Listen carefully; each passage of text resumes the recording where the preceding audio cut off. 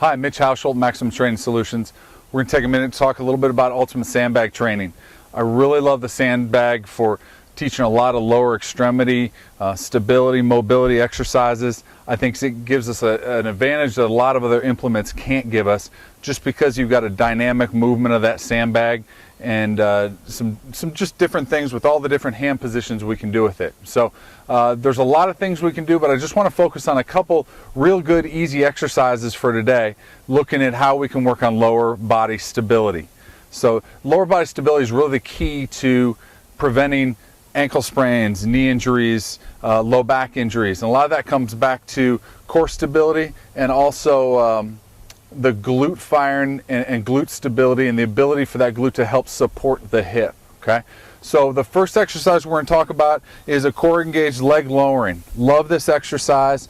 What I'm going to do is have Jordan here lay on her back, and she's going to grab the sandbag with the neutral hand position and make a fist, and she's going to balance that sandbag on her fist. So she's got a little bit of a stability factor right there. From here, she's really going to pack these shoulders down and back, and by loading this here, we've automatically loaded the core because we have that anticipatory contraction. Automatically it has to turn on. So from here, I'm going to go ahead and have her lift these legs straight up. Okay, now she's going to lower one leg, bring it back up. So right now we're really promoting that core stability because we're teaching the body to separate the hip flexor from the core and get that inner unit of the core to actually stabilize the pelvis. Where so many of our athletes, because we're so bound up front, that's what's really stabilizing the core. Okay, so the next exercise, what we're going to do is we're going to work on really getting that glute firing. So we're going to work on a bridge. So I'm going to have her put her hands up over her head. Now, this is a little more advanced version to get the core to fire. This is your athletes who aren't getting a lot of benefit from pressing straight up in front. So we can move on to this. You can do this with the core engaged leg lowering. You can do it with the bridge here. Either way, it's just really about turning that core on. The reason why turning the core on with the bridge is so important is because so many athletes, when you tell them just go into a straight bridge, what happens is they end up bridging with their low back instead of their glutes. So if we turn that core on, automatically we get that low back to relax because of reciprocal inhibition, and we get a true glute bridge, which is what we want. So from here, I'm going to have her lift that sandbag just a few inches off the floor, toes up. She's going to go ahead and fire this core before she bridges, and she's going to hold this bridge. She's going to hold it maybe 5-10 seconds, whatever it is that you're looking for. Go ahead and relax. You see, obviously, she's doing a little shaking there because that's a demanding position with that sandbag. Okay. Last exercise we're going to go into is the bear hug squat.